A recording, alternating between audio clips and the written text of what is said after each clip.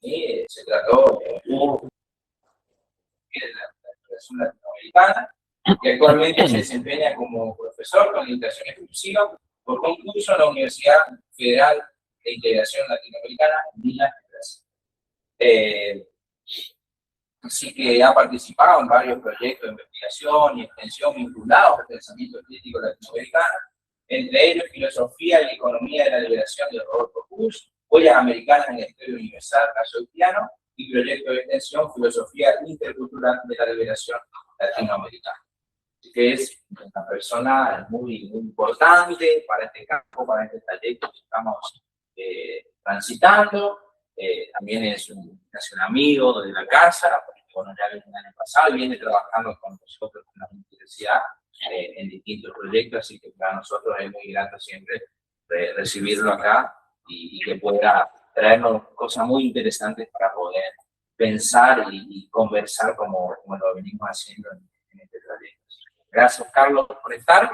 Y bueno, para avisarles nomás una cuestión técnica, esta clase va a ser transmitida en vivo con colegas que están en Jardín América y en otros puntos, así que vamos a estar de distintos puntos conectados, escuchando y conversando con el doctor Román. Bueno, gracias y podemos arrancar. Bueno, gracias, Genaro. Buenas noches a todos, a todas. Un placer estar entre ustedes, con amigos también, y Silvio, Andrés, mi padre que está de visita y me ha acompañado hasta aquí para conocer también un poco. Y bueno, además de haber trabajado con Dussel mucho tiempo, más de 20 años, y ser parte de la Asociación de Filosofía y Liberación Mundial, inicié junto con otros colegas la Asociación de Filosofía y Liberación de la Argentina, y con los compañeros aquí, amigos, la Asociación de Filosofía y Liberación del NEA, del noreste argentino.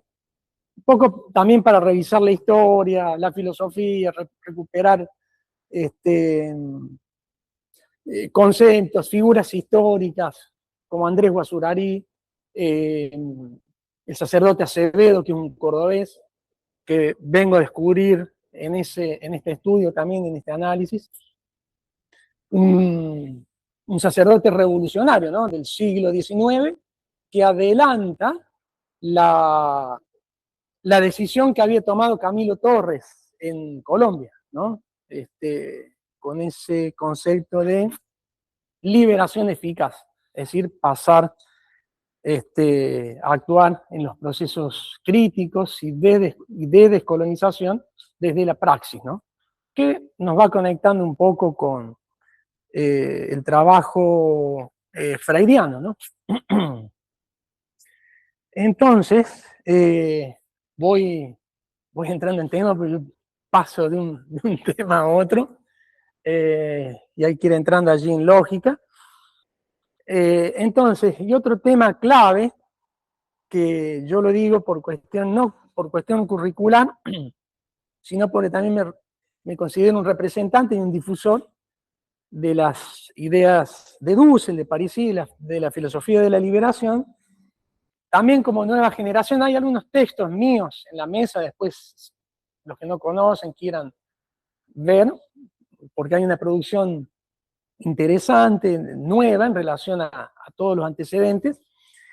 Y además también me considero un pensador y un militante fidelista, ¿no? Fidelista de Fidel Castro.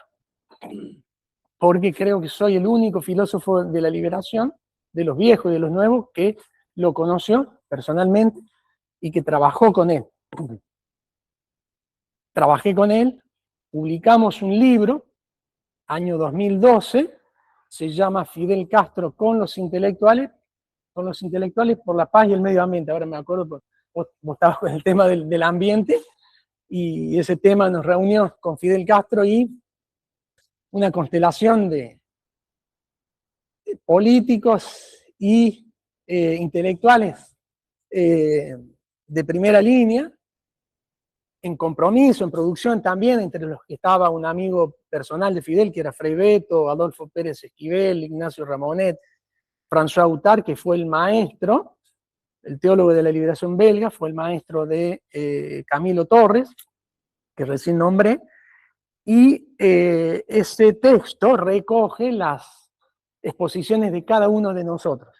Y dentro de esa sala, fue en el Palacio de las Convenciones, más o menos unas 160 personas de los 5 continentes que habían sido invitados, se recogen las participaciones nuestras.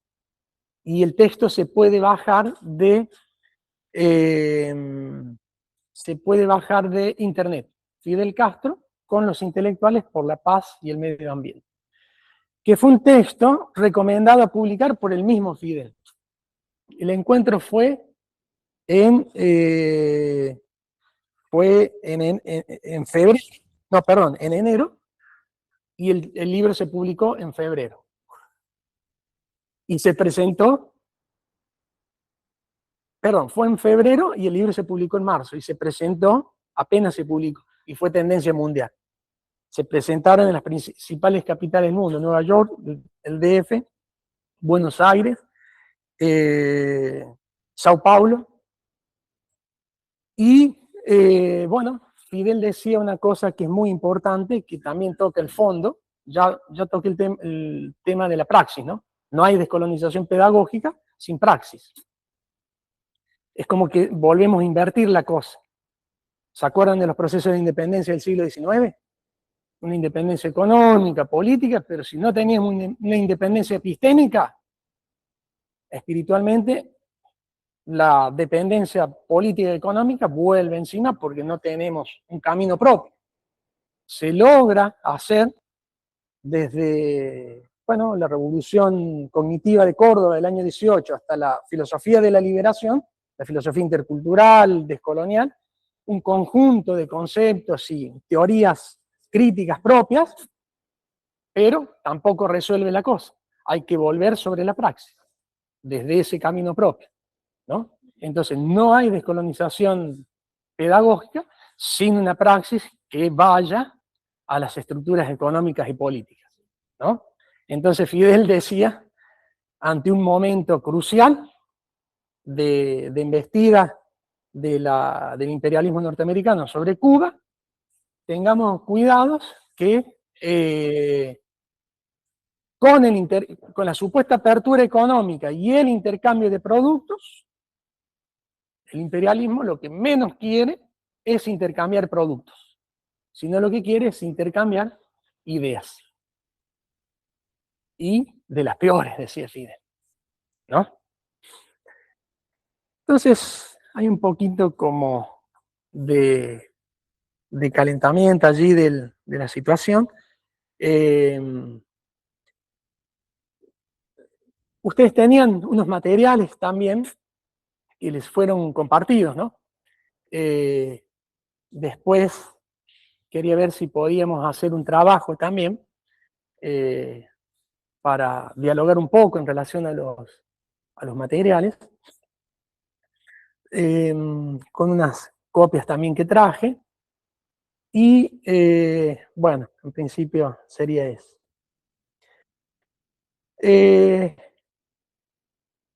Freire lo conocen todos, ¿no es cierto? ¿Sí? El texto de Freire, que ustedes tenían para leer, que es un texto mío, fue un texto elegido por Carlos Brandão. ¿A Carlos Brandão lo conocen? ¿No? Carlos Brandão fue uno de los principales discípulos de Paulo Freire. Y podemos decir que uno de los más profundos, de los más próximos y de los más coherentes, que actuó desde las bases populares, porque está en el origen del movimiento Sin Tierra y en el origen de los proyectos de cursos de formación superior del movimiento Sin Tierra, diferente a Moacir Gadotti, que ha trabajado más desde las esferas políticas, ¿no?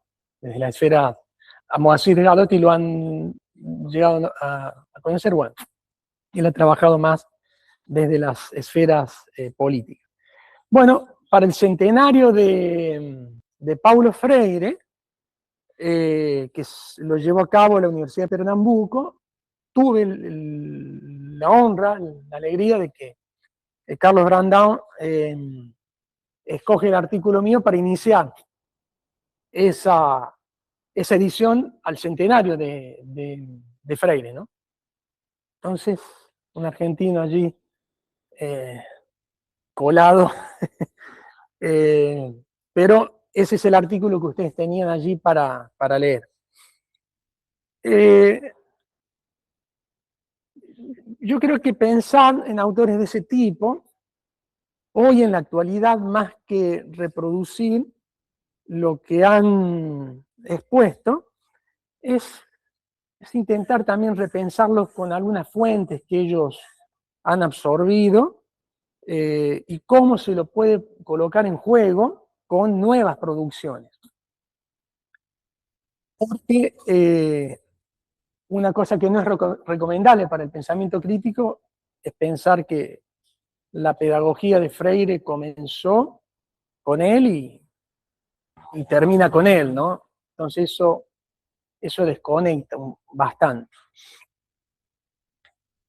Entonces, ahí para dar un contexto, hay un antecedente clave en Paulo Freire, que a la vez abre la perspectiva para relacionar a Freire con otro autor y otro pedagogo que ha sido clave.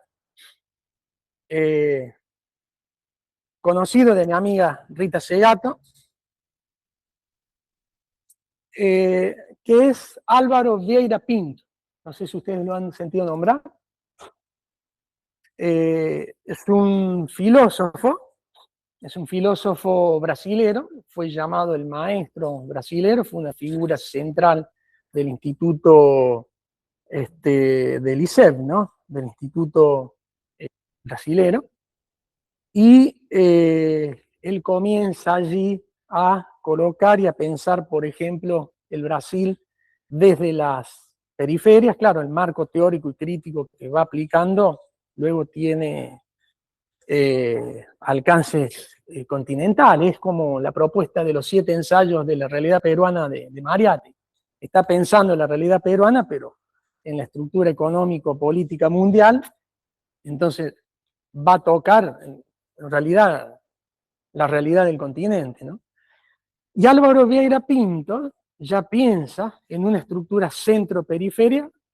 Él nace en 1902, ¿no? Muere en 1987, para que se den una idea, ¿no? Freire nace en 1921. Álvaro Vieira Pinto ya coloca el pensamiento crítico en esa estructura centro-periferia, piensa la tecnología y la ciencia como no neutrales y la piensa desde la realidad brasilera. ¿Qué es lo que va a hacer, por ejemplo, Falsborda, que trabajó con Camilo Torres, los colombianos, revolucionarios, lo que crean la Universidad Nacional de Colombia y la teoría acción participativa también, todo eso es pedagogía, ¿no? Entonces, Álvaro Vieira Pinto piensa la tecnología y la ciencia en ese sentido. Falsborda lo piensa de forma similar, ¿no? Las condiciones geográficas, climáticas, le imprimen a la ciencia, a la tecnología, caracteres resolutivos únicos para la vida concreta. Entonces la teoría es esencialmente una práctica, porque va a resolver, va a conocer los problemas concretos y cotidianos y los va a resolver. No es apenas una cuestión abstracta. Que es lo que le señaló Dussel en reunión ejecutiva junto con Ramón Grossfogel, otro amigo, al expresidente secuestrado, Nicolás Maduro en Venezuela. Esa fue una reunión de hace unos años cuando se iba a iniciar el Instituto Nacional de Descolonización desde el Estado venezolano, como una forma de institucionalizar la teoría crítica para repensar la política, un caso único de descolonización pedagógica, ¿no? Entonces, fíjense un poco el panorama, ¿no? Para repensar el contexto brasilero en analogía con los demás contextos, y cómo, en este caso, Freire está vinculado a ese antecesor. Freire no lo cita mucho, ¿no? Pero si uno hace un trabajo crítico, teórico, no se puede guiar solo por las citaciones, ¿no? El pensamiento es más complejo, hay que ir leyendo entre líneas e ir viendo antecesores, ¿no? Y haciendo las relaciones. Entonces, Álvaro Vieira Pinto, con esos tópicos, está a la base de Paulo Freire, y no solo de Paulo Freire, sino también de Darcy Ribeiro. No sé si lo han sentido nombrar. Darcy Ribeiro fue un contemporáneo de Freire, fue el que crea la Universidad de Brasilia. Cuando Brasilia es iniciada por Kubitschek, el presidente brasileño, como una ciudad metropolitana y centro político en ese proceso también profundo, político y pedagógico de descentralización de la política brasileña. Algo que la Argentina quiso hacer en el pasado, llevando la capital hacia el sur, y fue bloqueado, ¿no? Ahora se pueden tener conclusiones más claras de por qué fue bloqueado ese proyecto, ¿no? Fíjense lo que está pasando en el sur. Bueno, Darcy Ribeiro y Paulo Freire tienen como antecesores allí a Álvaro Vieira Pinto, ¿no? Darcy Ribeiro fue ministro de Educación, y como ministro de Educación plantea el inicio de la Universidad de Brasilia, que la Universidad de Brasilia tendría que haber tenido el mismo espíritu que tiene la UNILA, ¿no? Un espíritu de integración, un espíritu internacionalista, latinoamericanista, y sobre todo centrado en antropología. Pero le sucedió a Darcy Ribeiro similar a lo que le sucedió a Freire en ese entonces, ¿no? Renuncian a los cargos públicos y Darcy Ribeiro luego es expulsado, no solo de la universidad, sino del mismo instituto que había fundado, ¿no? Raíz y por consecuencia de la estructura del pensamiento eurocéntrico, burgués, etc. La cosa fue en ese sentido tan grave que ni siquiera se aceptaban estudiantes afro-brasileños. Fíjense la contradicción pedagógica y epistémica, siendo el Brasil un país mayoritariamente de población afro-brasileña.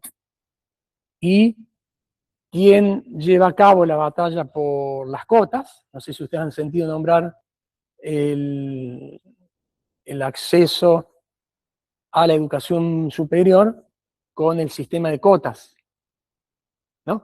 El sistema de cotas no es aún el acceso a la universidad, a la educación superior libre, sino que deben hacer una preinscripción, una preevaluación como estudiante afro-brasileño o como estudiante negro, ¿no? Fíjense la contradicción pedagógica en el país que da a Freire, a Pintos, a Darcy Ribeiro, ¿no? ¿Y quién pelea por ese derecho a acceder a las cotas en el Instituto de Antropología?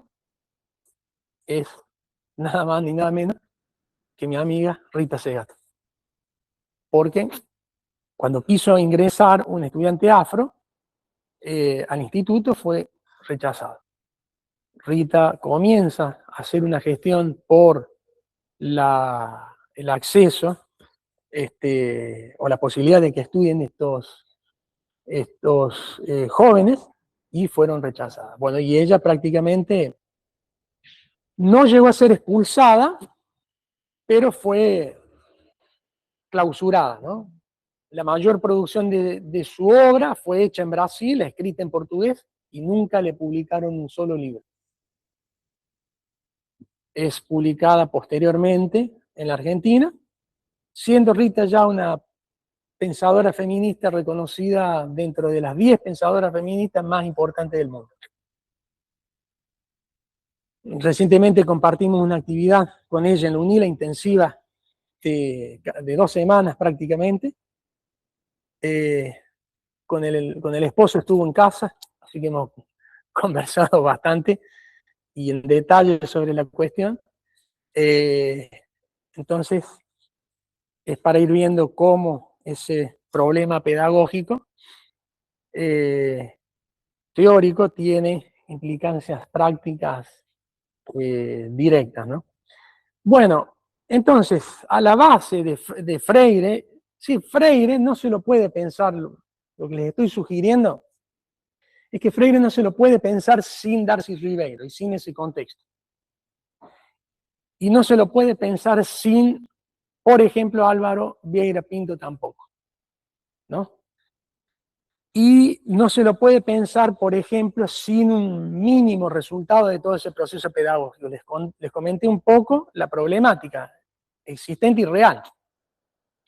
Y todavía es real, porque si uno analiza la universidad, la USPI, la Universidad de San Pablo, la Universidad de San Pablo todavía no tiene ni siquiera el acceso por cotas. Y yo en la UNILA siempre voy de frente con los estudiantes, cuidado, la UNILA tiene el espíritu de la reforma cognitiva y revolución, no, de la revolución cognitiva de 1918 de Córdoba. No está pegada a la Universidad de San Pablo, que no aportó nada al contexto latinoamericano de liberación. Quedan algunos mirando, ¿no? Porque la USPI es como decir la uva, ¿sí? ¿Qué han aportado al proceso de descolonización y de independencia de la Argentina y del continente? Nada. Son muy posteriores, ¿no? Y cuando se llevan a cabo los procesos de independencia, esas universidades ni existían. La USPI es del año 1930, ¿no? Hay un debate allí en el Brasil entre las primeras universidades, entre Río de Janeiro, Bahía y Sao Paulo, ¿no? 1912, 1921, 1930. Ahora, además de esa problemática, también hay que medir un resultado positivo de ese proceso pedagógico, porque toda esa gente estaba en contacto, Álvaro Vieira Pinto, Darcy Ribeiro, Paulo Freire, y lo que fue un antecedente clave del movimiento Sin Tierra, que son las comunidades, la SEB, ¿no? Las comunidades eclesiales de base, que Álvaro Vieira Pinto comenzó a trabajar allí, ¿sí? Comenzó a trabajar allí, que fue una de las referencias también de Freire. Bueno, producto de todo ese proceso pedagógico, ¿cuál es uno de esos resultados? Dicho por él mismo y expresado también por Frei Bethe. El actual presidente Lula. El actual presidente Lula se formó en el método pedagógico Paulo Freire. Él no tiene título universitario, siempre lo dice. Y la universidad en la que él le hubiese gustado estudiar es la UNILA, ¿no? Es su universidad preferida. Lo dijo en la Sorbona 8, cuando le dieron el honoris causa, ¿no? Tiene un curso de tornero mecánico, es decir, tiene su certificado de tornero mecánico, pero después tiene toda la otra formación en el método Paulo Freire y haberse formado con Paulo Freire y después haber expuesto junto con Paulo Freire. Y después un sacerdote amigo mío que está en Foz de Iguazú, que es un sacerdote de la liberación, que hace 40 años es un argentino, también, primer sacerdote formado en Foz de Iguazú, que formó a los otros sacerdotes, es argentino, trabajó con Arturo Paoli, quien inspira la teología de la liberación de Gustavo Gutiérrez, el peruano. Él había tomado cursos de sindicalismo en salas inmensas, de lado a lado con Lula, ¿no? Y los expositores eran Frei Bethe, Leonardo Boff, los formadores, ¿no? Y Paulo Freire, ¿sí? Entonces, producto de toda esa pedagogía revolucionaria, y como diría Dussel, que parte del otro y de la situación de mundo que el otro tiene, se generan procesos pedagógicos de liberación, autoliberación, descolonización, etc. Lula es un resultado de ese proceso. 3 veces presidente del Brasil, catalogado como el mejor presidente brasilero de su historia, y posiblemente la 4ª vez, ¿sí? Y eso es serio, yo lo hago serio porque hasta me nacionalicé solamente para votar, porque todos los votos ahora van a hacer falta, cualquier voto. Entonces hice un año de trámites, no acudí a abogados, todo el proceso con un abogado también es un proceso pedagógico. Entonces yo asumí todo el proceso pedagógico y me nacionalicé solo para votar. Otra cosa no preciso porque ya tengo patria y matria también. Entonces, pero hay que contribuir. Y si una cosa caracteriza a los argentinos es haber contribuido en cada uno de los procesos. Fíjense de la gente que nombré, ¿no? Bueno, entonces, y eso creo que nos hace más matriotas o patriotas, no patoteros. Entonces, bueno, esas son las bases de Paulo Freire. El concepto de situación límite, Paulo Freire lo toma de Álvaro Vieira Pinto, ¿no? El concepto de conciencia o conocimiento bancario, también Freire, no es un invento de Freire, Freire lo toma de Pierre Furter, es un filósofo de Zúrich que pasó por Recife y tuvo contacto allí con Freire. El concepto de concientización de Freire tampoco es un invento de él, y él mismo lo dice. Es un concepto que genera en una asamblea, también de formación, una asamblea popular, y lo escucha en uno de los asistentes, y lo toma, pero le da un contenido dentro de lo que consiste formar una conciencia crítica.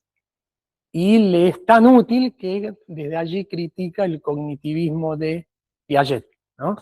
Esas etapas de un pensamiento cognoscente sobre el mundo, que sigue etapas, podemos decir, matemáticas, pero que ignora las condiciones de posibilidad para que ese mismo pensamiento pueda ser desarrollado, ¿no? Entonces, la concientización como conocimiento crítico de las condiciones de posibilidad del mundo es otro concepto clave de Freire, ¿no? Él allí también va a oponer lo que llama educación bancaria en base a Furter y en base a Álvaro Vieira Pintos, va a oponer esos componentes de la educación bancaria al concepto de educación problematizadora, ¿no? La educación problematizadora, ¿en qué consiste? Consiste en reconocer, en principio, las situaciones límites. Las situaciones límites, ¿cuáles son? Freire también se basa allí en Freud, porque no puede no basarse en Freud, ¿no? No es solo un problema económico-político, sino también subjetivo. Toca el psicoanálisis a fondo. Y por eso, en el artículo que ustedes mismos que tenían para leer, yo relaciono un autor que es clave, que es Pichon Rivière, un autor del cual conversamos mucho con Rita, por el cual ella recomienda un libro mío a publicar, porque Pichon Rivière es un personaje olvidado, pero uno de los fundadores de la psicología social. Va en eso más a fondo que Freud, ¿no? Porque va a trabajar esa dialéctica implacable, le llama él, del hombre-mundo, que tiene que ver con esas condiciones y partir de esas situaciones límites reales, no solo subjetivas, sino las que coloca como condición de posibilidad el mismo horizonte, horizonte del mundo.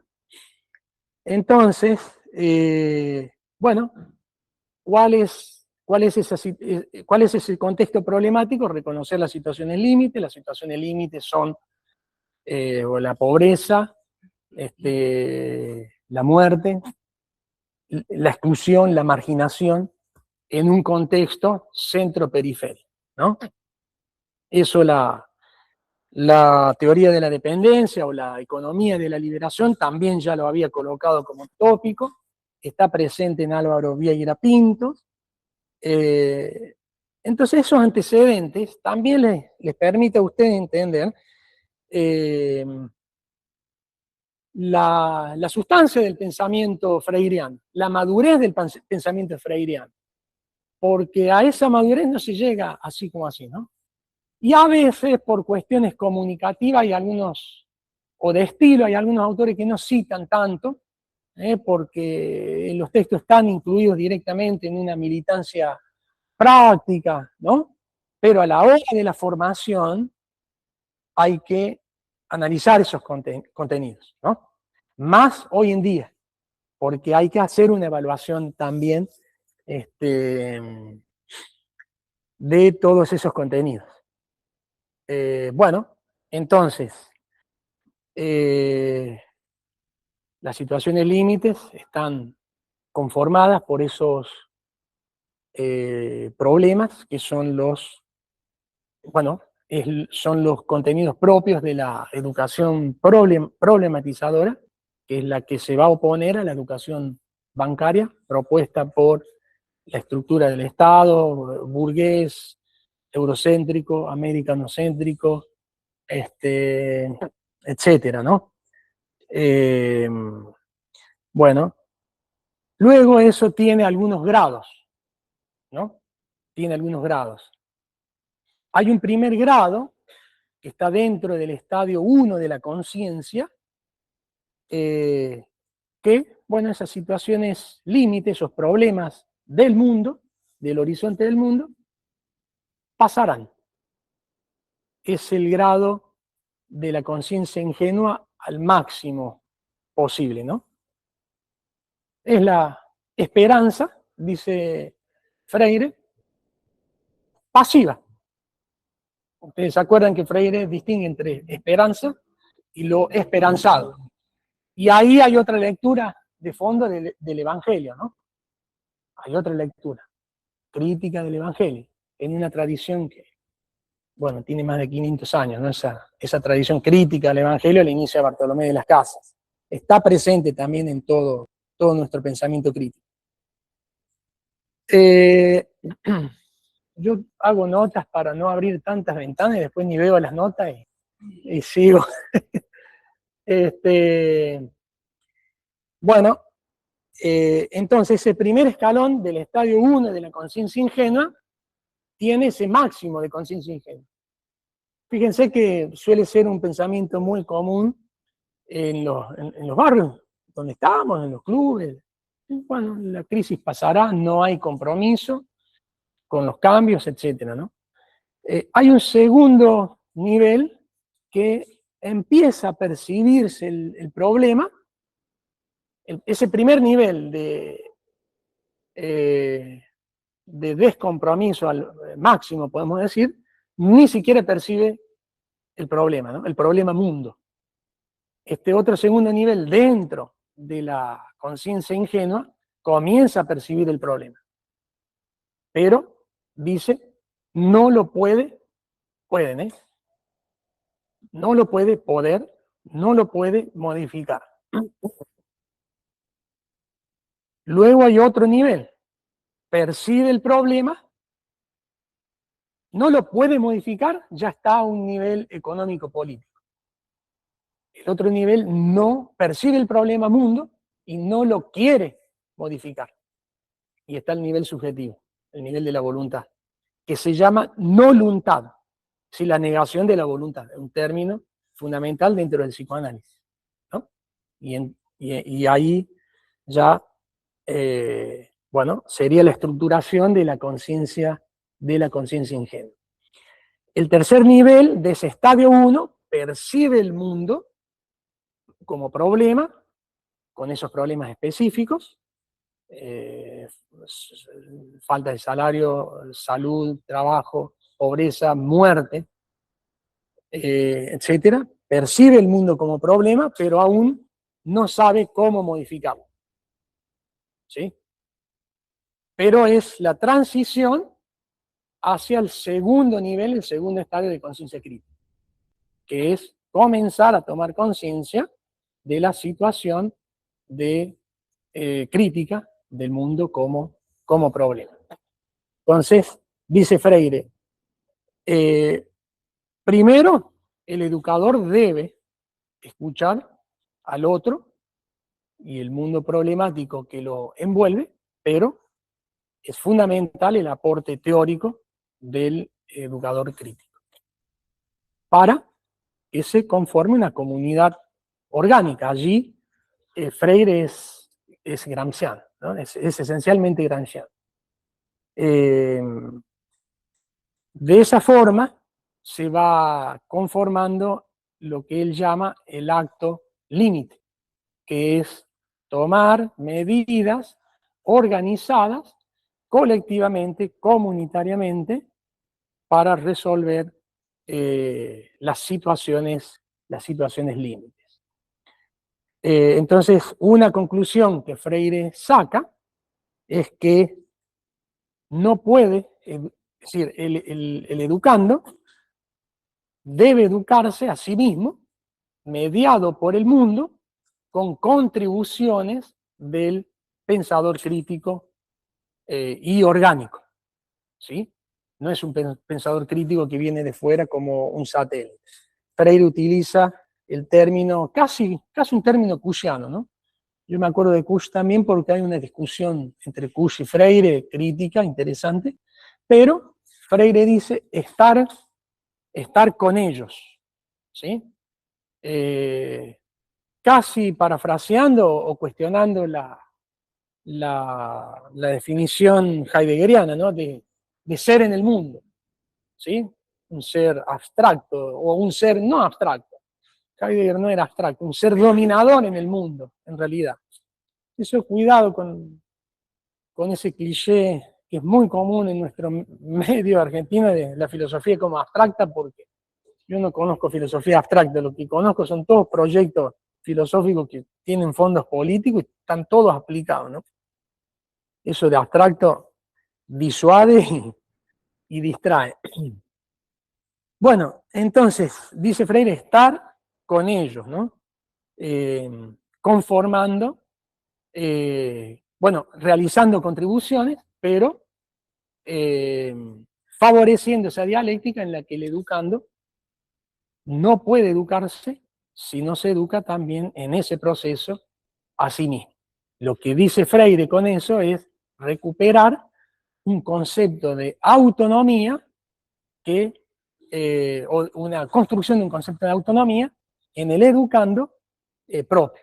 Es decir, el giro crítico debe ser interno a cada uno de estos de los sujetos oprimidos, para recuperar la noción de sujeto propio de la historia que la educación bancaria elimina. La educación bancaria no reconoce al otro como otro, diría Dussel, ni al otro en su mundo problemático. A lo Piaget le plantea etapas que debe cumplir para llegar a un pensamiento desarrollado, evolucionado, y bloquea el propio mundo pulsional y la propia esperanza también. Bueno, ese concepto de autonomía, Freire lo trabaja en Pedagogía de la Autonomía, y ese concepto de esperanza, Freire lo trabaja en su última Pedagogía, que es la pedagogía de la esperanza. Y una conclusión que él saca que está también, de todo ese proceso, que está en la pedagogía del oprimido es justamente nadie, es decir, toda esa lógica pedagógica los lleva a pensar en que nadie libera a nadie, no, perdón, nadie educa a nadie y nadie se educa solo. Nos educamos en común unión, en comunidad. Yo después lo parafraseé, si ustedes han leído el texto, no lo parafraseé, lo relacioné con otros términos, repensando. Si ustedes han leído el texto, nadie educa, libera, descoloniza, salva, ni sana a nadie, y nadie se educa, se libera, se sana, se descoloniza, se salva solo. Nos educamos, nos salvamos, nos descolonizamos, nos liberamos en comunidad, ¿no? Entonces la lógica lleva tanto desde el pensamiento dialéctico crítico a la relectura del Evangelio, lleva a conformar una comunidad. La relectura del Evangelio es clave. Eso, si ustedes no lo agarran mínimamente, no van a entender nada la relación de la pedagogía con el movimiento sin tierra, que van a hacer después de las comunidades eclesiales de base. Porque, ¿qué es lo que está diciendo Freire cuando nadie educa a nadie y nadie se educa solo, sino que nos educamos en comunidad? A la cruz le está eliminando el palito de arriba, que queda como una T. Primero que la cruz no es un símbolo religioso, ¿no? Dussel aclaró muy bien ese término. Era la silla eléctrica de aquel entonces. Lo que están eliminando es el concepto de trascendentalidad exterior. Es decir, las soluciones que vienen de fuera, sean de un meteorito, de un dios colonizador o del mismo colonizador. Va al fondo de la teoría de la dependencia. Sin ese punto es difícil incluso entender la economía política, porque ustedes ahí también pueden ver la falacia del desarrollismo, que dice que los subdesarrollados no se desarrollan porque no copian el modelo desarrollista. Es falso.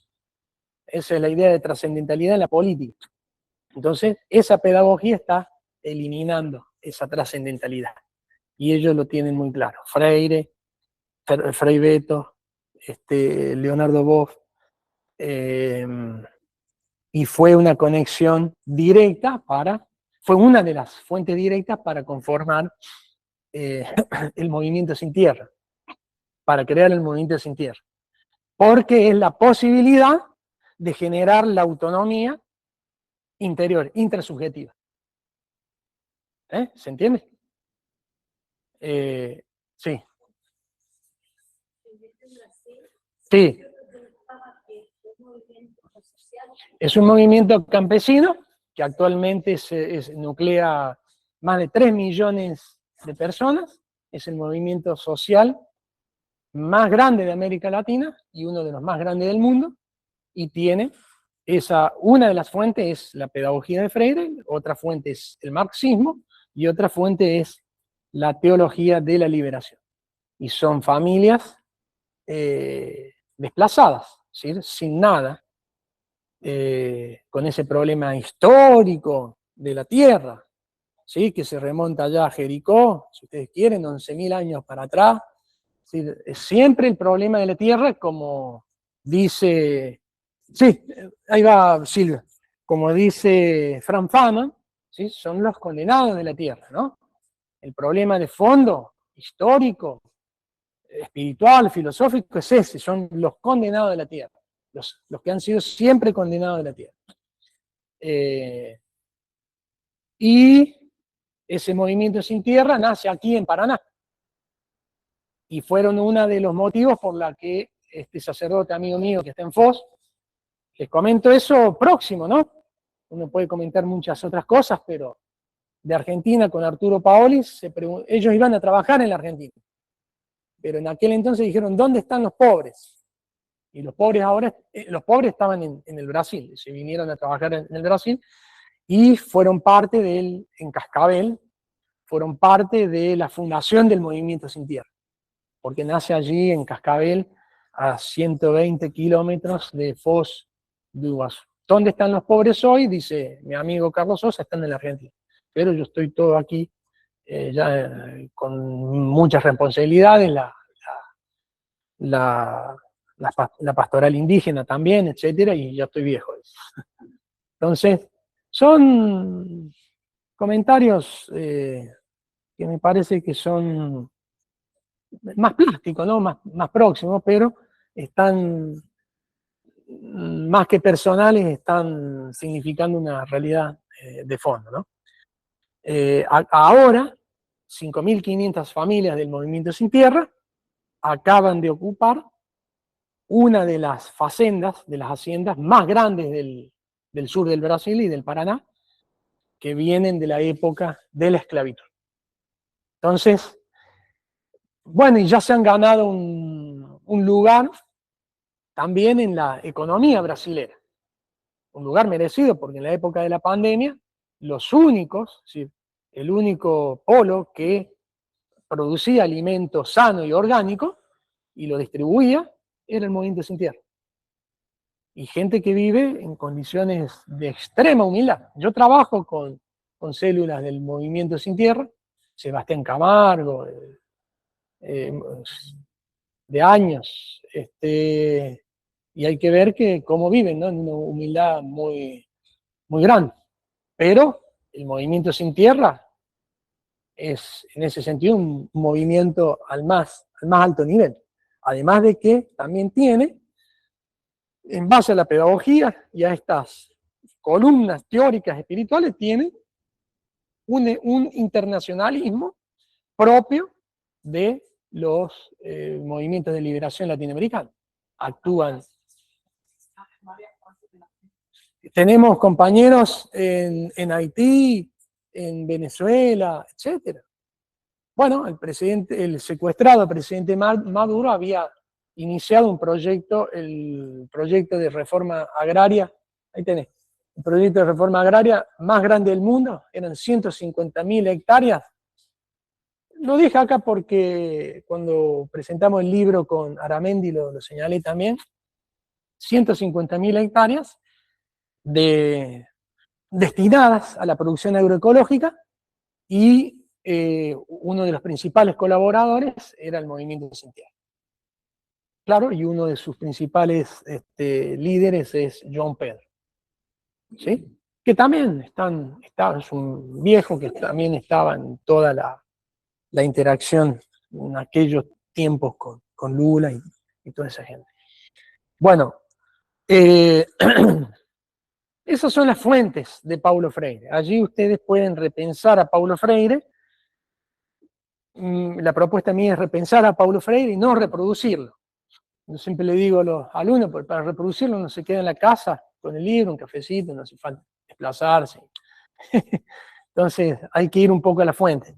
Y otra fuente que a veces no se conoce también es que todo el proyecto de Freire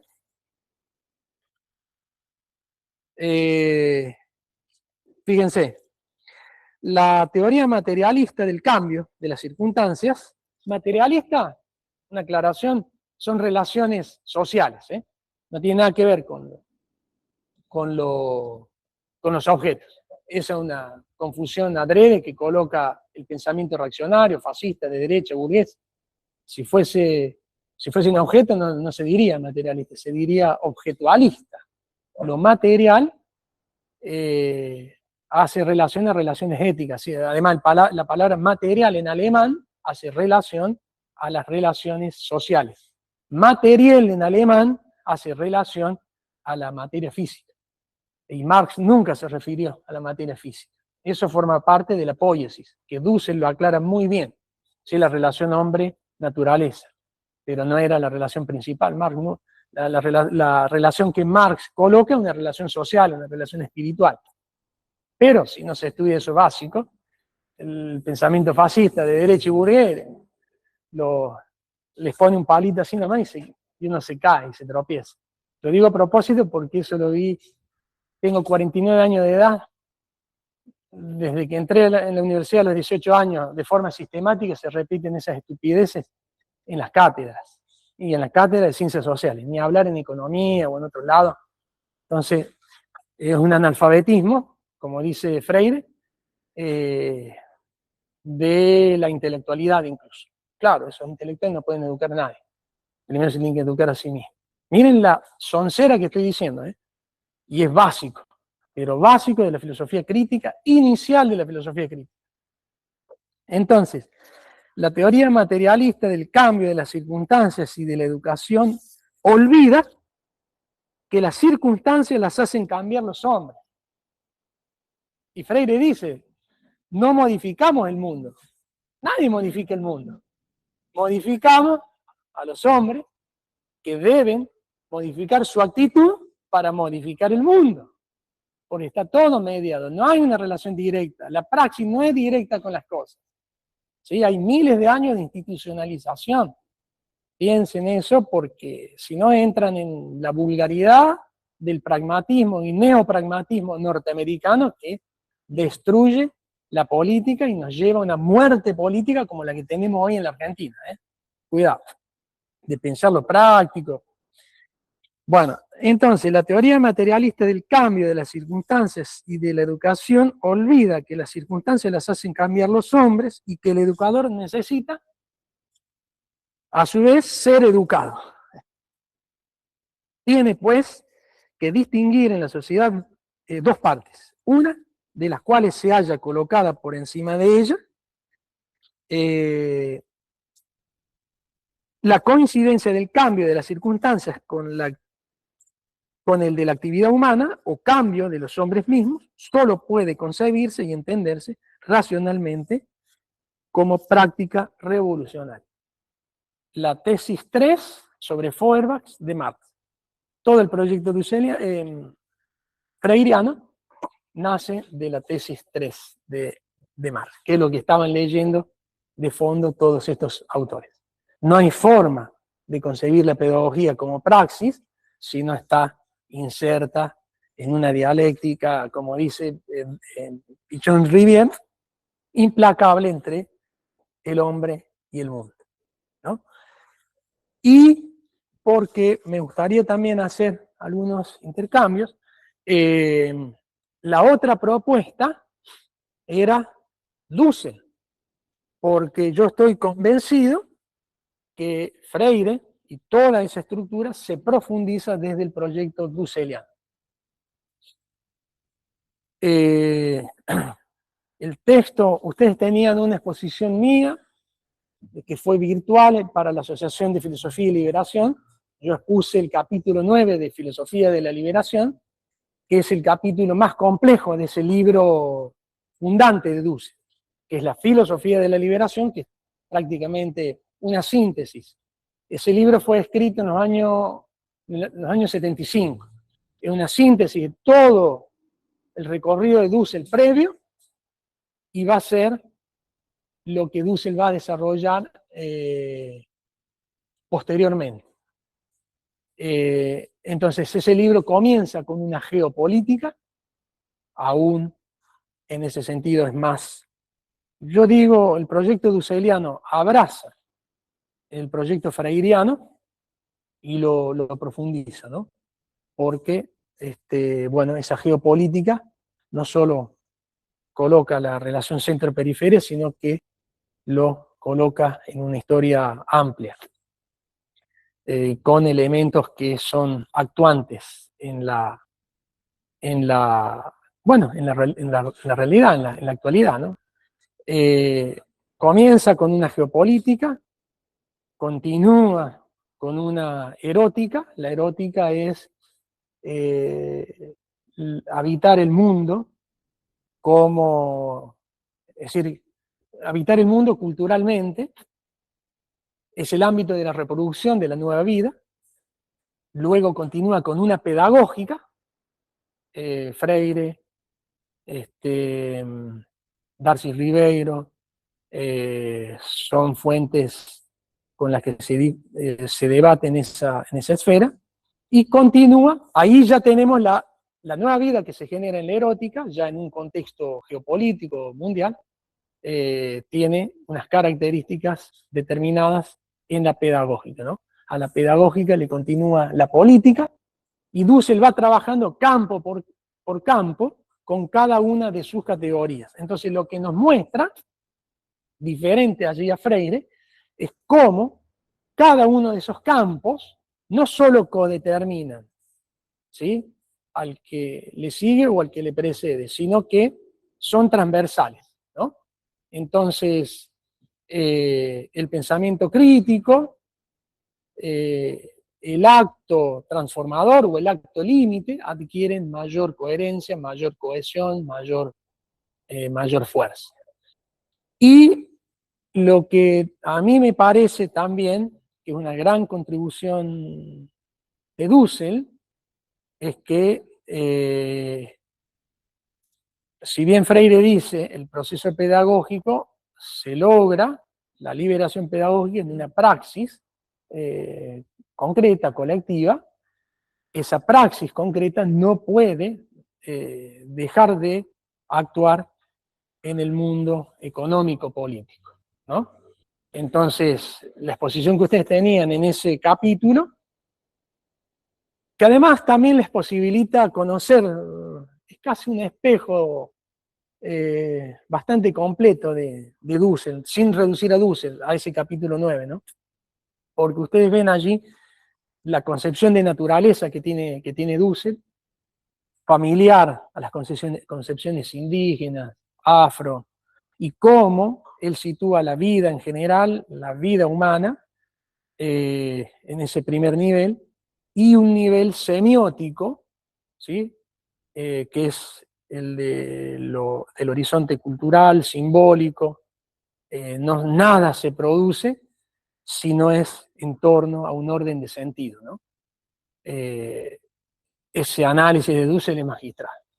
Les permite entender el horizonte económico-político profundamente, porque lo que se produce, incluso la praxis, ¿no? Hay tanta gente que es tan fanática de la praxis, ¿no? Lo que se produce como praxis o incluso como producto es resultado, ¿no? Es emergente de una dimensión semiótica, ¿no?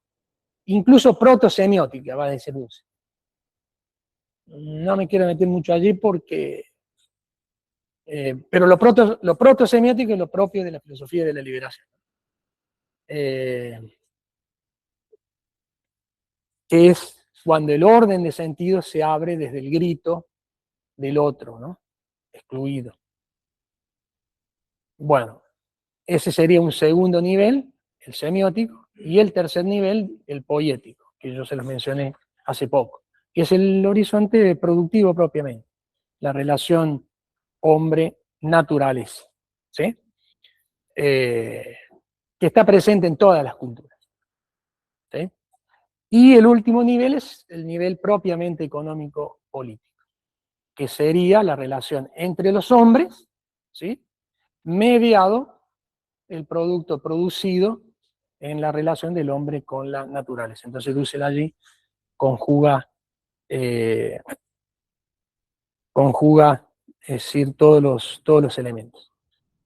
Y al final, él va a decir, justamente, se los leo textual,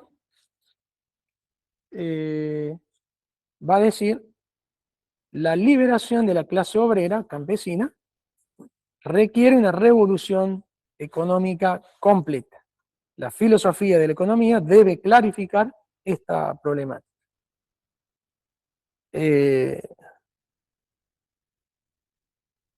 ¿Sí? Entonces, pero, ¿por qué digo que Dussel profundiza Freire? Porque en el mundo de la economía política hay que entrar directamente y desde sus categorías precisas. No es solo mencionarlo hermenéuticamente de fuera, ¿sí? Porque ustedes lo que encuentran en Freire es, bueno, es decir, todo el proceso pedagógico es para modificar una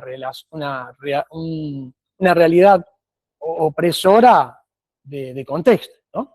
Pero esa realidad opresora es una realidad económico-política, ¿no?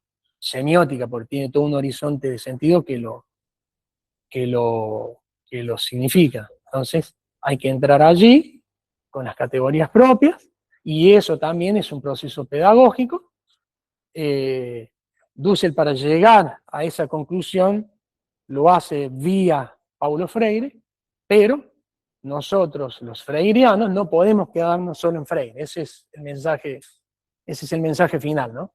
A Freire lo tenemos que actualizar hoy, mínimamente con una lectura de sus raíces, sus fuentes, esa problemática general, y con las reales contribuciones y novedades que aporta la filosofía de la liberación, ¿no? Bueno, yo creo que eso estaría bueno por ahora. Y nos queda, ¿no es cierto? Un tiempito. Escúcheme bien. Nos queda, no, recreo no. Vamos a aprovechar, pues. Y sería bueno, porque ustedes ya han tenido bastante material. Bueno, alguna pregunta también que esté para conectar, ¿sí? Alguna pregunta que ustedes tengan. Alguna pregunta que esté en el ambiente. Y después yo quería repartirles que se junten un poquito en grupo, unas hojitas allí, y hacemos ahí una extracción de algún otro elemento. ¿Sí? Eso. Cuando habla de la subjetividad y la vinculada con la tierra, yo el otro día leía algo que dice que tiene que ver con la música, cuando habla de la relación de YouTube, hay un ejemplo de los exploradores. Bueno, pero ahí mi pregunta es mucha.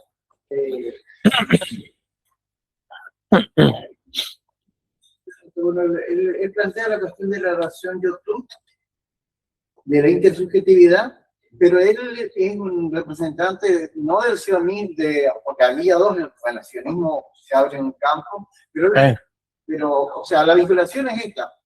¿Cómo vinculaba la cuestión de la subjetividad con la cuestión de la tierra? Porque un autor sionista precisamente habla de la relación de YouTube, era un intersubjetivo, y él es alguien que autoriza toda la cuestión del tema de la tierra.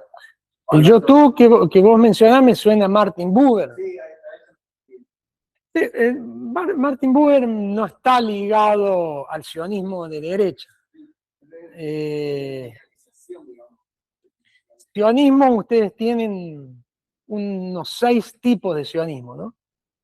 El sionismo fascista, que estamos viendo por televisión, fue ideado por Moses Hess, que era un amigo de Marx, que era un sionismo de carácter socialista, que fue lo que impulsó también, está en las raíces de los movimientos de resistencia y socialistas de Palestina, y son con los que judíos no fascistas, no de derecha ni extrema derecha, son los que a la misma vez concuerdan. Después, una cosa que hay que entender del sionismo, que también eso lo trabajo bastante en la universidad, es cómo ellos actualizan la relación yo-otro, o como dice Dussel, el ego cónquiro, el yo conquisto que está al inicio. No sé si ustedes han escuchado eso, ¿no? Ese ego cónquiro, el yo conquisto, que está al inicio de la conquista de América en 1492, precede al ego cogito, al yo cartesiano, que también es dominador, ¿sí? Ese sionismo de extrema derecha lo que está haciendo es actualizando ese proceso conquistador, colonizador y burgués, ¿sí? Una referencia que ustedes tienen ahí para entender un poquito eso es Der Judenstaat, el Estado judío, de Teodoro Herzl, que es escrito varios años después que Moses Hess coloca las tesis sobre el sionismo socialista, ¿no? Que en la Argentina se conocía muy bien ese tema. Y en ese libro, Teodoro Herzl dice, debemos organizar una cacería alegre, ¿sí?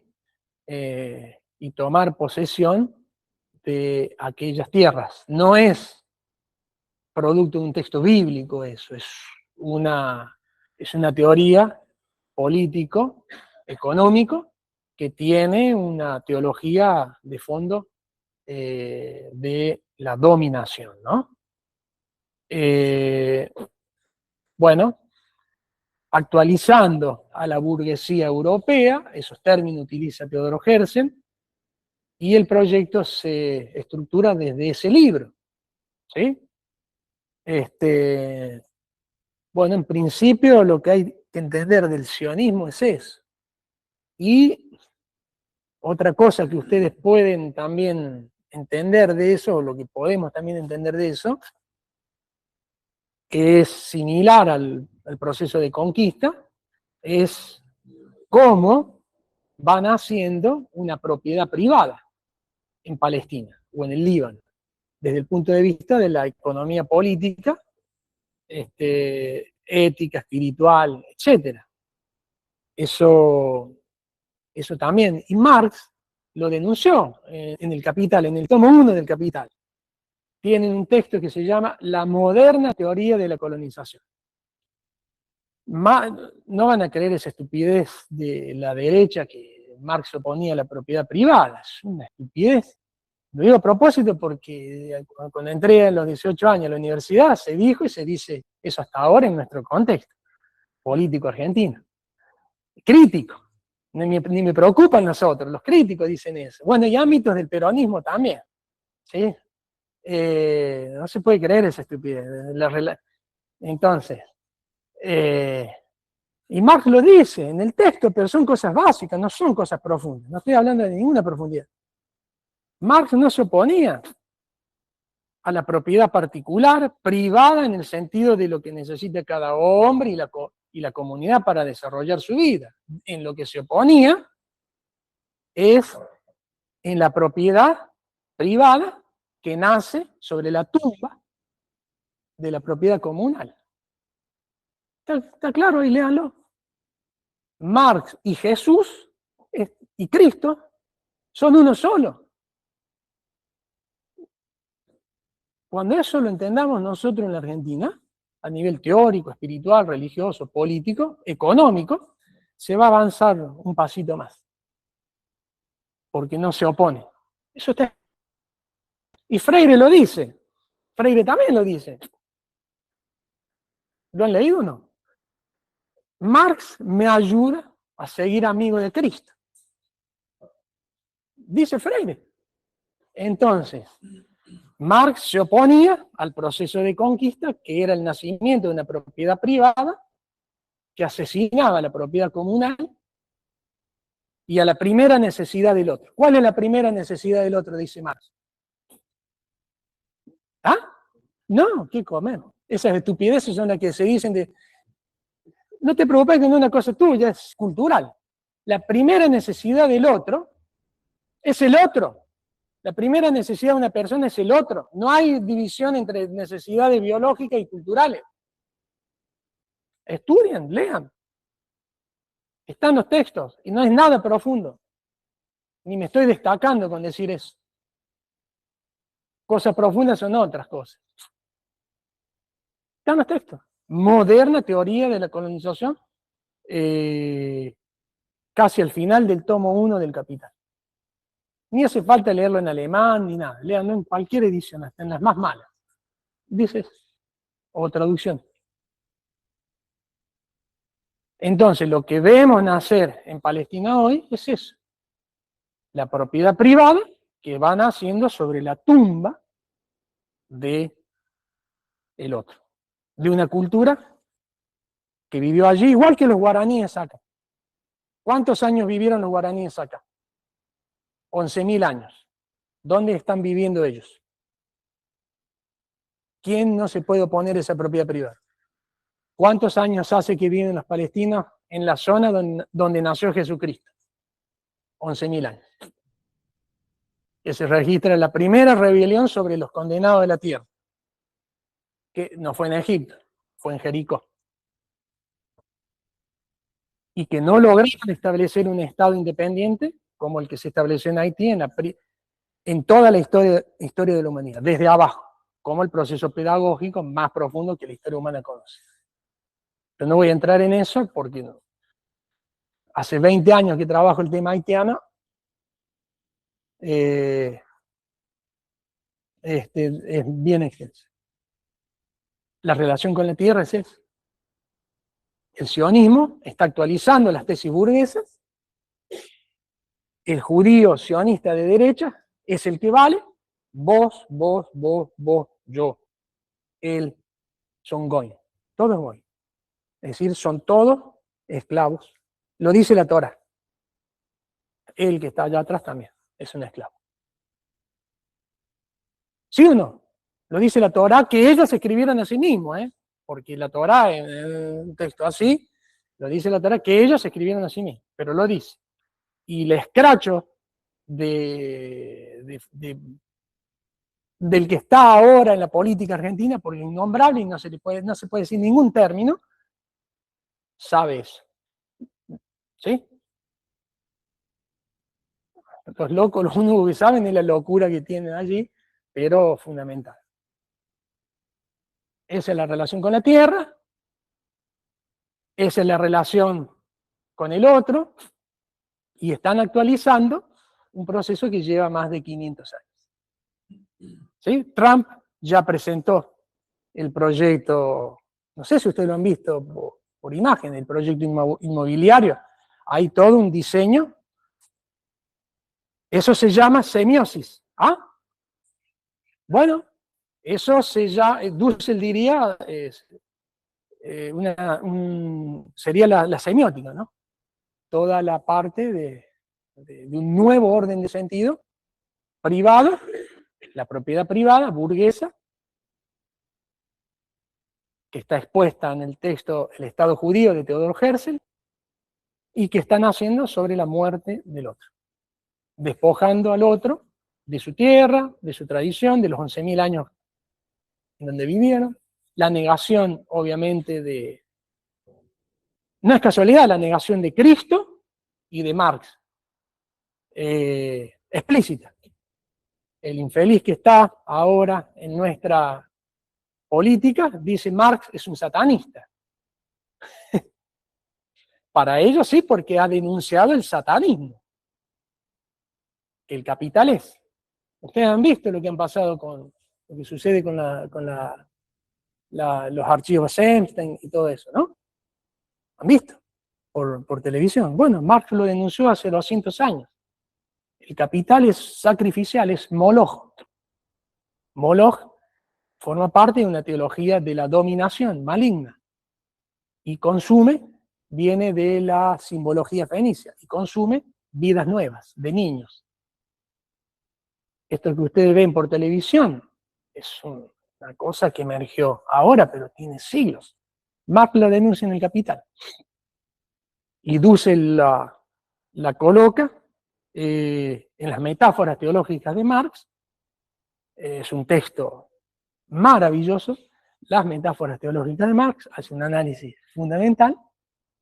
Y es claro, y los iraníes, antes de comenzar el bombardeo a Tel Aviv, en la plaza pública queman una estatua de Moloch. Se sabe eso desde miles y desde siglos. Y Jesús, el otro gran negado, en el relato dominador, bueno, está ardiendo en un infierno de excremento ardiente. Eso dice la Torá. ¿Escucharon, no? Jesús no era nadie, era un impostor, y está ardiendo en un infierno de excremento hirviente. Y si era un Dios, no puede, no, si es un Dios, ¿cómo nosotros matamos a un Dios? Es el pensamiento pragmático. No entienden absolutamente nada de teología y de lo que significa la muerte de Jesús en una historia sacrificial de la humanidad. No entienden nada. Nada. Bueno, esa es la actualización que yo digo, bueno, sí, del proyecto conquistador, burgués, eurocéntrico, americanocéntrico, porque todo eso confluye en, bueno, esa nueva teoría de la dominación que a la vez está articulada con la inteligencia artificial, quien llevó al máximo estos conceptos en la práctica tecnológica es Alex Karp, que es el CEO de Palantir. ¿Y quién es Alex Karp? Es un filósofo que fue discípulo de Jürgen Habermas. Habermas, ustedes lo conocen, no es marxista. Hizo su tesis sobre Talcott Parsons con Habermas. Una tesis bastante mediocre, corta, pero muy pragmática. Y con Habermas, Dussel discutió, con Habermas, con Apple, Dussel discutió 20 años. Ahí tiene una filosofía real, actualizada, práctica, al más alto nivel que se produjo en el mundo, y la hemos producido también nosotros en América Latina. Y gracias a Dios, a Marx y a la Pachamama, Dussel ha sido amigo y maestro. Puedo dar cuenta de eso en primera persona.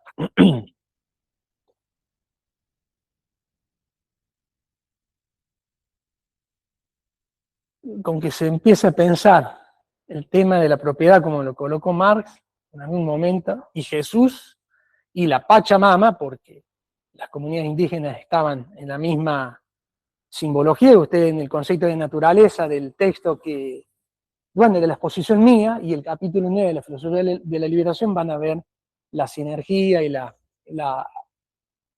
analogía. Bueno, eso da para mucho más. No sé si hay alguna otra consulta. Sí. Usted hablaba de este nuevo sistema moderno de educación, digamos, el ejemplo más presente que tenemos es el Estado sionista. ¿El Estado sionista? Sí. ¿Cómo entraría ahí el tema de la religión? Yo lo veo como una herramienta para legitimar, digamos, el sistema, ¿no? Claro, en realidad el Estado sionista sería, como dice Samir Amin, en un texto de los años 90, la nueva globalización, una crítica profunda al neoliberalismo también. En realidad el Estado de Israel o el sionismo es el brazo armado del imperialismo norteamericano. Entonces, hay una funcionalidad allí de ese brazo armado en el medio, en Oriente, ¿no? Libia, Palestina, Cisjordania, Irak, para avanzar hacia Irán y seguir hacia China, ¿no? Forma parte de la actualización de la doctrina Monroe también. Y el aspecto religioso en realidad tiene que ver con lo que comenté recientemente, ¿no? No hay un Dios creador de la vida, ¿sí? Y protector de la vida humana. Hay un Dios que necesita consumir el mundo para reproducirse, que es la lógica del capital. Es lo que denunció Cristo frente al Imperio Romano, porque estos sionistas, por ejemplo, tienen raíces culturales en los házaros, en los askenazis. Los házaros ya eran aliados del Imperio Romano en época de Jesús, ¿no? Entonces, la lógica religiosa pasa por ese lado. Y una de las claves es distinguir si esa lógica religiosa es de dominación o de liberación. y los referentes los tenemos claros.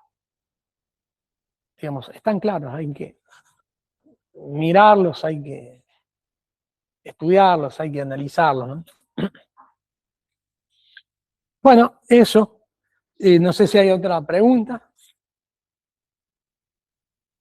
¿No? Por ahí. Bueno, entonces yo diría, ahora, ustedes han visto los videos que han visto los videos, los materiales, ¿sí? Sí, han visto.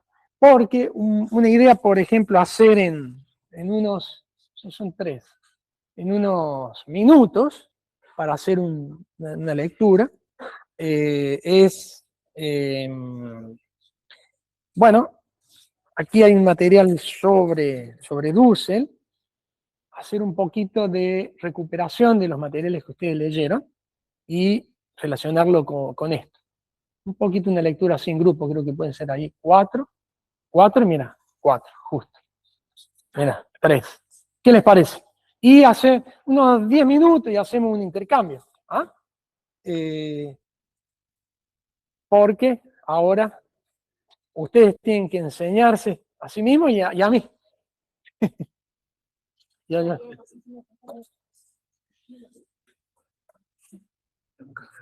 Ah, un café, así, por favor.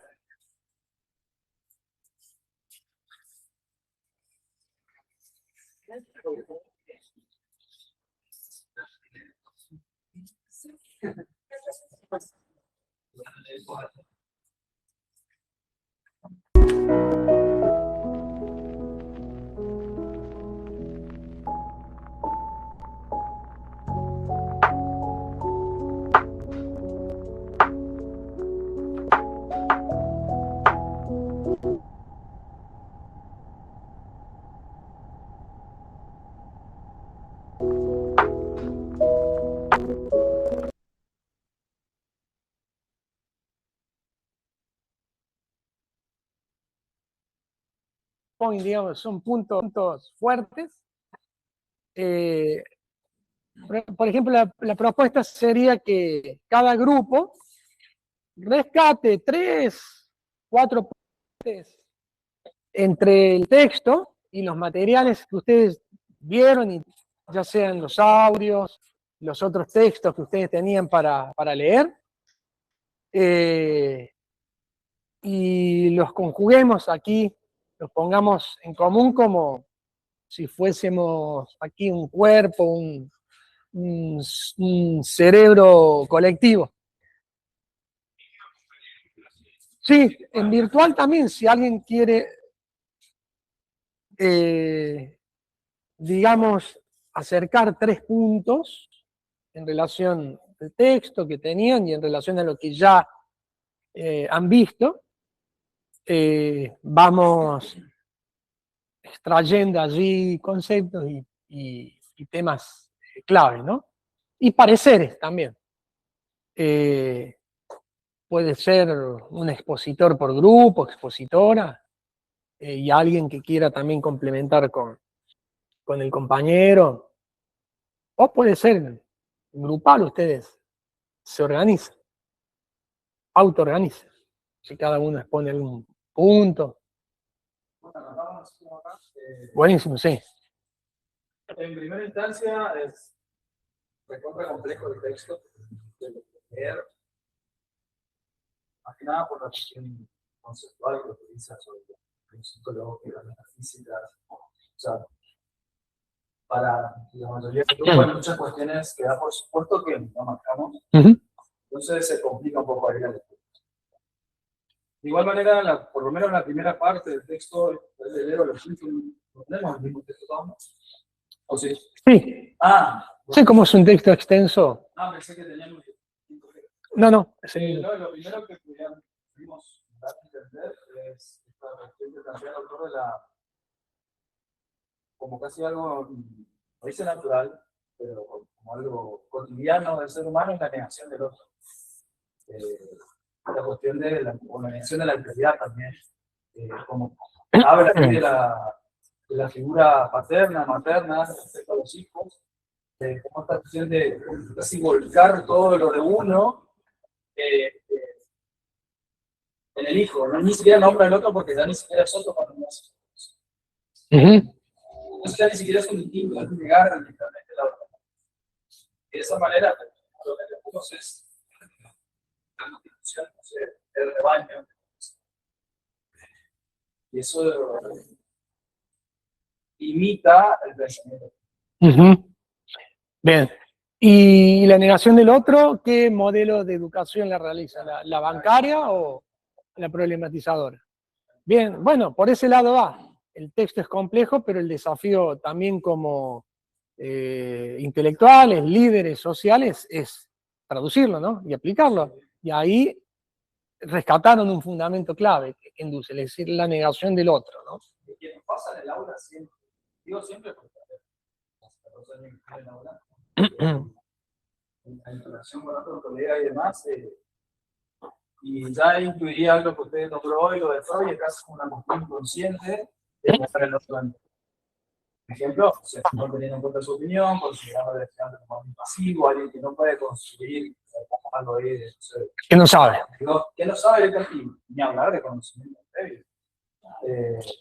Entonces, vamos al aula con esa predisposición y se vuelve una cuestión así, casi, como habían hecho un eterno retorno ahí de la negación del otro. Sí, claro. Es decir, se reproduce. Bueno, eso en la escuela. Exacto. Totalmente así. Y ahí no, y por supuesto no hay lugar para el pensamiento crítico si yo ni siquiera tomo en cuenta el otro. Para pensar críticamente. Si yo no lo pienso. Es decir, y más interesante que Nietzsche y Bourdieu, que no lo pensaron, es lo que pensó Freire también, y Dussel. Es decir, lo que sucede es que se niega al otro como sujeto histórico.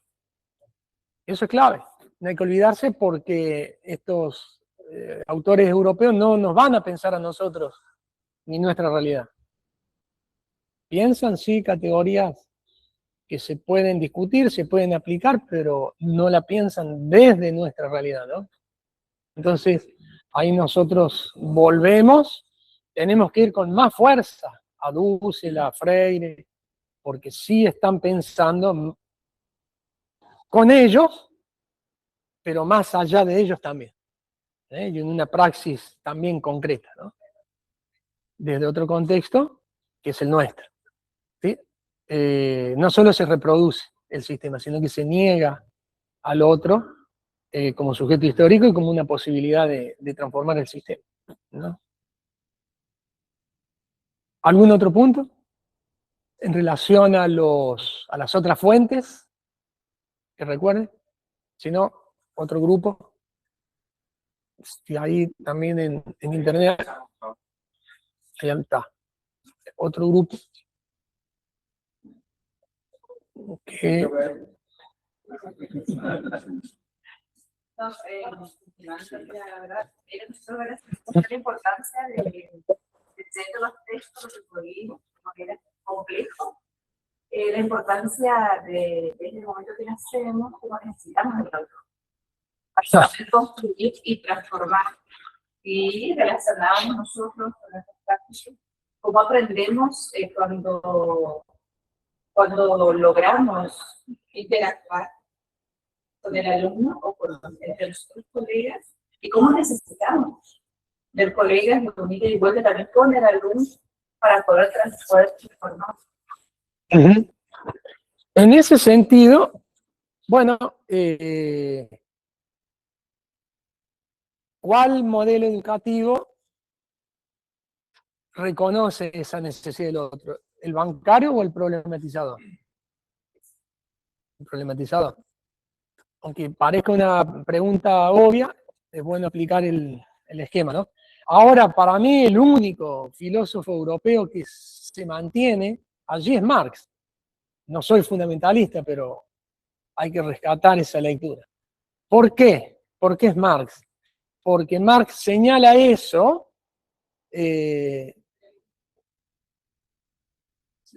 sí, histórico-ético, etcétera, señala eso como uno de los núcleos más graves y dramáticos del origen de la conquista.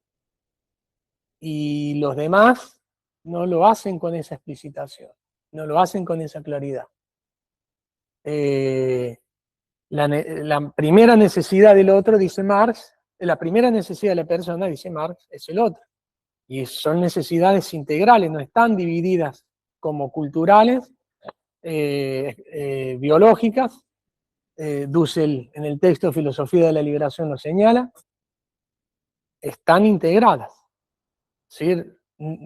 Eso se demuestra simple. Todos hemos nacido, todos han nacido, pero cuando han nacido no han sido alojados en un cuarto donde se les llevó la comida de fuera hasta que tuvieron 18 años y ya supone que se valen por sí mismos. No existe. El alimento viene de la mano de la madre, del padre, les pasó a todos y a los padres que tuvieron. Es un acto integral. Cuando nacimos y nacieron, ni sabían dónde estaba la comida.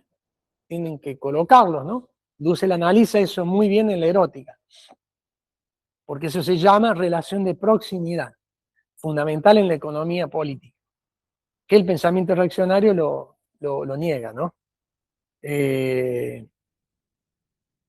Yo les confieso, ¿no? Como nueva generación, me fui dando cuenta en el tiempo, es distinto incluso a los que nos precedieron, el mismo Freire o el mismo Dussel, que aún están pegados a fuentes europeas, ¿sí? Y a veces entre ellos se citan poco. Una cosa que a mí me impactó fue cuando a Dussel le propuso hacer un encuentro con Kuyen, Carlos Kuyen, que es otro pedagogo, que piensa la pedagogía también desde Kusch, en algún otro momento se puede trabajar, y Dussel me dice que no conocía la obra de Kusch, prácticamente lo más mínimo. Con esa honestidad de él, ¿no? Entonces, por eso el encuentro con Kuyen Kuyen se ocupaba de Kusch y Dussel es de su obra, ¿no? Y en mi caso, como una confesión que yo creo que a nuevas generaciones también les son de utilidad, en mi caso no preciso ningún filósofo europeo para pensar y referenciar la realidad profunda que nos pasa a nosotros. Porque ya tenemos un recorrido intenso, profundo, del cual nosotros podemos dar cuenta de nuestra realidad. No soy fundamentalista porque Nietzsche, Bourdieu, Foucault, los estudiamos desde el comienzo hasta el final y me han llegado a aburrir ya. Pero conozco el pensamiento profundamente. Heidegger, ni hablar de Heidegger. Podemos hablar largo, ¿no? Heidegger no es un existencialista, es un existencialista. Y ahí se empieza, ¿no? Pero para dar cuenta de nuestra realidad no tiene mucho sentido. Para dar cuenta del ser dominador, sí, hay que conocer a fondo. Es una confesión y una reflexión que yo también hago ahora mismo, que lo expongo, y lo vengo pensando hace mucho tiempo. Porque en mi formación me fui dando cuenta de eso. Ya no me hacía falta legitimar mi pensamiento, como Bourdieu, decía, o Foucault, etc. Bueno.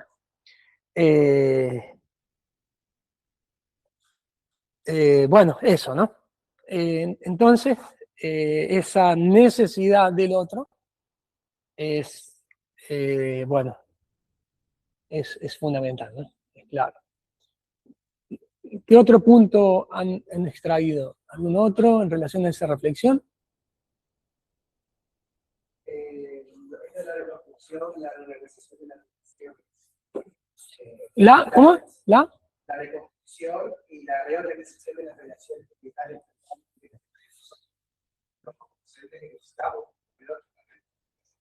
Exacto. Para construir el aprendizaje de nuestra actividad disciplina. Sí. También es porque no solo, sino que necesitamos también. Sí, y algo que es muy común, vamos reflexionando, ¿no? Y algo que es muy común, porque todos hemos sido, yo también he sido profesor de la enseñanza media, y intentamos ser críticos, y es muy común también, y dice Dussel, basado en Levinas también, luego, a la vez que necesitamos de nuestra comunidad, cuando ejercemos el pensamiento crítico, nos transformamos en rehén de la propia comunidad. ¿no? Y se plantea el dilema, si continuamos o asumimos la situación o somos condescendientes con el miedo a la libertad, como dice Freire. No asumimos una posición crítica para no ser rehén de la comunidad o ser expulsado. En política es común, en ámbitos religiosos es común, en el ámbito de la escuela, de la universidad es común, ¿sí? Entonces, ahí también está el ámbito de la decisión también personal, pedagógica, militante de la educación. Bueno, Darcy Rivero tuvo que resolverlo, Freire renunció a su cargo ejecutivo, etc. Eso es clave. La comunidad entre educadores o la comunidad es clave, porque pasa también a nivel de bases sociales y hay que, bueno, irlo concientizando. Está muy bueno ese punto. Entonces son puntos fuertes, son puntos muy fuertes los que han tocado. No sé si tienen... Hemos atravesado con las instituciones, por ejemplo, claro, cualquier otra institución educativa que tienen su ideario, tienen su visión, y hablo desde el lugar de trabajadores de la educación, y en general. Llevar a la práctica el pensamiento crítico podría llevar a caer sin trabajo. Entonces,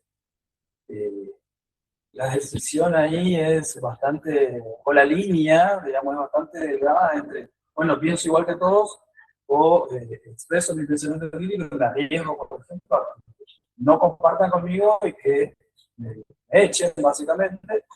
Así cualquier institución puede.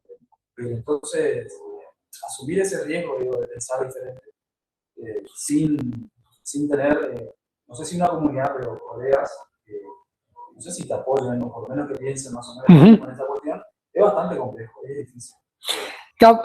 Mi opción, sí. Claro, mi opción para reflexionar eso es a través de estos conceptos, que son propios de nuestra propia tradición también. Rehén de la propia comunidad, e ir pensando estrategias, ir concientizando ese proceso, en donde el que reprime al colega de pensamiento crítico a veces ni es consciente de esa dinámica, ¿no? A Duce le colocaron una bomba en la casa. Y nosotros conmemoramos eso año a año. Salvó la vida de él, de su esposa y su hijo de casualidad. Destruyeron prácticamente toda la casa, por pensar críticamente. En mi caso soy un exiliado económico de la Argentina. Y por tanto político también.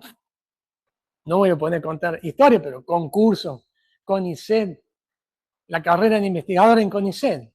Mi director era Dussel y el codirector era Alberto Parisi. En la temática en la que yo trabajaba, encima de ellos no hay más nadie. Encima está Dios y Jesús y la tierra abajo. Y rechazaron mi propuesta, que era una propuesta situada en este caso, ¿no?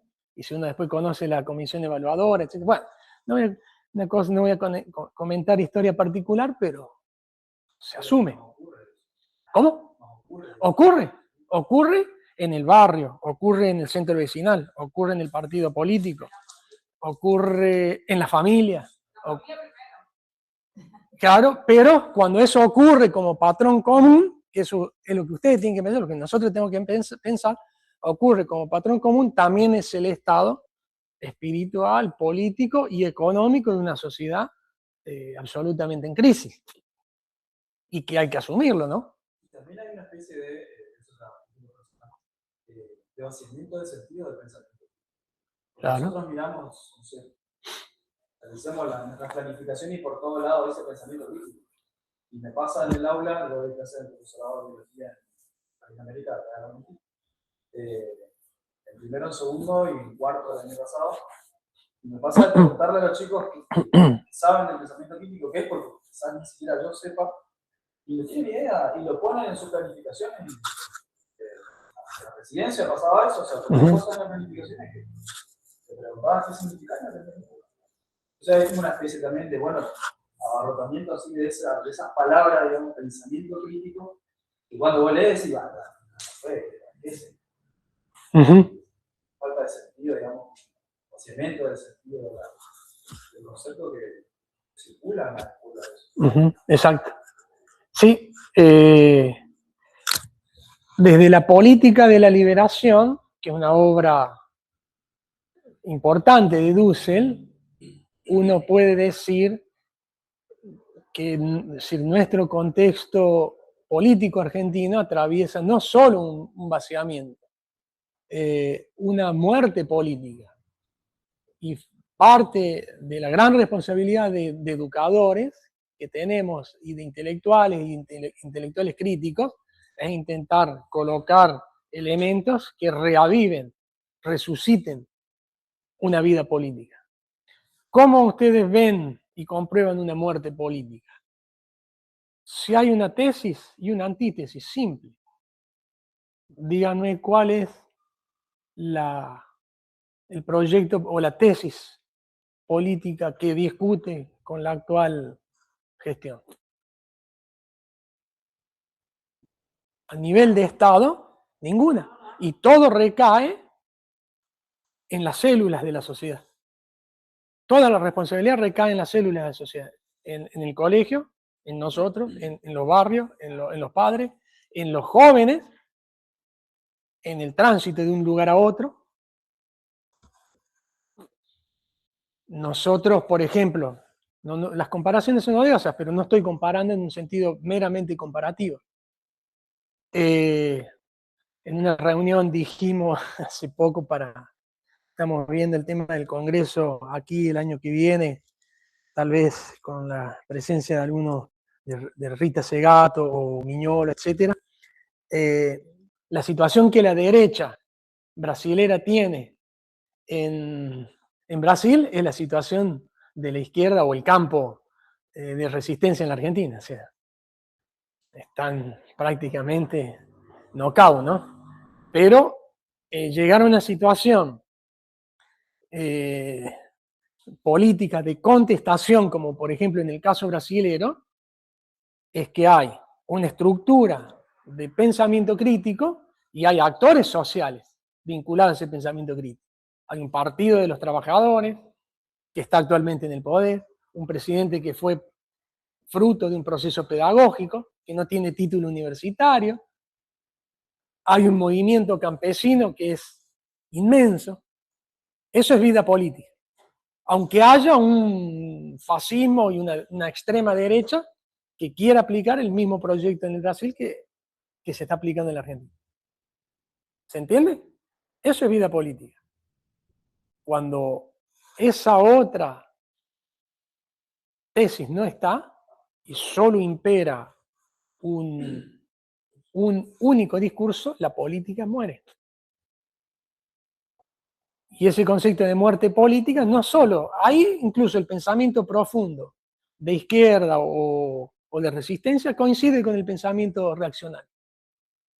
Si ustedes leen Carl Schmitt, que es uno de los filósofos políticos reaccionarios más importantes, lo que dice de la muerte política es eso. Lo que acontece es que el proyecto político dominador lo que quiere es conseguir esa muerte política. Forma parte de la utopía de derecha, es decir, la dominación perfecta seguía hacia esos caminos. Perfecta y permanente, eterna. Es el nivel fetichista de la política que Dussel también cuestiona. Es el fetichismo de la política, permanente y eterna. Bueno, esas reflexiones de estos puntos fuertes para mí son claves y son un ejercicio muy importante también que tenemos que hacer. Bueno, eso. No sé si hay algún otro punto. Aquí. Sí, ya estamos casi pasado en hora ya. Sí. Yo ahí rescataba algo que dicen que Ramen en la relación del otro, cuando Ramen habla del mito de Occidente, que es la muerte del padre por el hijo, en relaciones, creo que tiene que ver con el texto en el sentido de que el hijo es otro y hay que darle la palabra. Exacto, sí. Y que, bueno, que ahí en el libro ese, en el grito silencioso, también le habla de que no estamos escuchando al otro. Que precisamente Occidente se constituye con la muerte del hijo. O sea, la muerte que ejerce el padre sobre el hijo, que creo que en la línea que plantea Dussel es todo lo contrario. Hay que dejar vivir al hijo, porque el hijo no es una réplica mía. Exacto. Y tampoco es un producto, porque creo que el texto ahí habla de que como que el hijo es un producto, es un resultado, una réplica, cuando creo que planteo allí, decir, bueno, hay que darle la palabra, hay que dejarle que sea, y hay que el hijo en realidad es el otro. En realidad sí, es la vida nueva, no es una síntesis.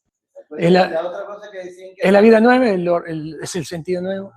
Y la otra cosa decían que Ramer era que en la tradición abramítica, Abraham no mata al hijo. Entonces el hijo puede vivir y ahí comienza realmente un ciclo nuevo, digamos. Eso nomás, bueno, la compañera había hecho referencia a los videos que cuando nosotros nos vimos, porque estamos invitados. No, puntos complementarios y diferentes han extraído todos. ¿Y ahí hay algún otro? ¿En internet? ¿No? Bueno. ¿Y? Sí. El modelo capitalista, cuando te hacen la referencia, entonces, no sé qué compartieron ustedes, pero les decía que los países dominantes representan el padre, ¿no? Y nosotros, América Latina, seríamos el hijo. Ese hijo negado, ese hijo sin posibilidad de expresarse y donde son sometidos por su padre. Violado. Para aplicar los nuevos archivos que tienen 3 millones de documentos y 3 millones apagados, ¿no? Sí, lo que remite el simbolismo es a eso. Algo cotidiano que podemos ver es lado del otro.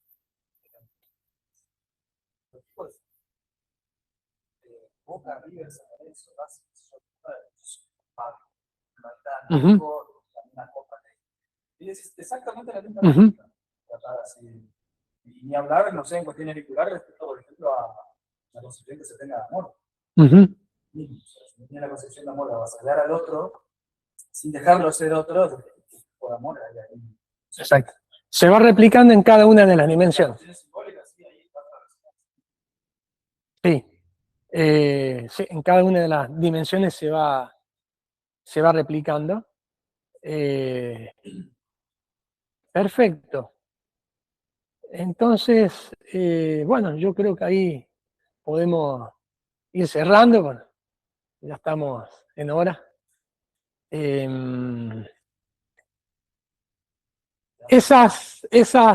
Ese recorrido, yo les recomiendo, ¿no? Que una cosa que los puede ayudar mucho también en toda esta problemática es ir a Dussel, ir a la filosofía de la liberación. Todo ese recorrido dimensión por dimensión, simbólica,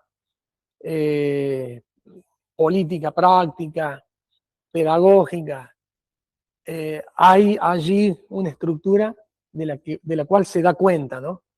Y produciendo pequeños textos, incluso mismo de la fuente, o haciendo traducciones o paráfrasis, ¿no? Que es lo que también ustedes han hecho, han dicho también, son textos complejos, pero los han ido traduciendo. Se puede trabajar también en los contextos. Yo he trabajado. He trabajado en enseñanza media, he trabajado en cursos de la cárcel, cuando he dado también en Córdoba, con muy buenos resultados. Como parte de lo que podemos hacer y de lo que está a nuestro alcance, ¿no? Toda la dinámica social ya excede la voluntad personal de cada uno, ¿no? Pero es lo que tenemos, son las herramientas que tenemos a mano, ¿no? Entonces, en principio es eso, ¿no? No sé si ahí quedó alguna pregunta o ya vamos cerrando, ¿no? Mejor, ya estamos en hora. Bueno, yo les agradezco entonces que hayan permanecido, ¿sí? Hasta esta hora y posiblemente, si Dios quiere, ya el año que viene tenemos un congreso, el segundo congreso. Está la posibilidad de que venga Rita Segato, o Miñolo, Bentancur, den alguna charla o alguna exposición virtual, ¿no? Y juntar gente también del campo popular, del movimiento campesino, que es lo que hicimos en el posiblemente 9 y 10 de junio, ¿no? ¿Junio o julio? Julio. Entonces, bueno, son herramientas que tenemos que intentar aplicar, ¿no? También. Así que bueno, eso.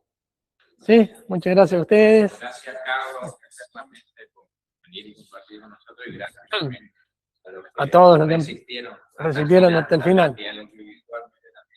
Así que, bueno, el lunes arrancamos con el... Y vamos a tener otro profe, colega de Carlos, Miguel. Ah, Miguel Cristi.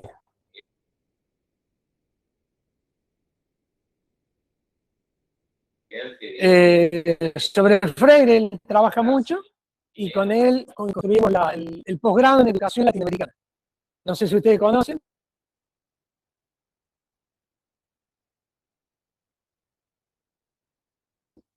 Pero es un dato que puede ser útil.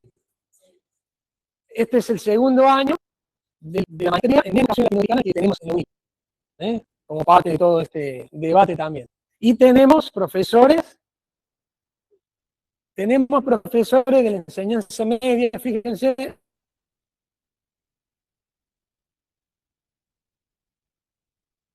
el Brasil, ¿no? Que están en peor condiciones que nosotros. Porque incluso en la enseñanza media, bueno, yo soy mucho de clase en la enseñanza media argentina, pero en la enseñanza media daba lo que yo quería en relación a esto. No tenía nadie visto. A veces nosotros tenemos que salir un poco de nuestras cajas y ir viendo esos temas porque no son menores. Hay una libertad de cátedra que nosotros conquistamos hace más de 100 años, ¿no? Bueno, está la maestría.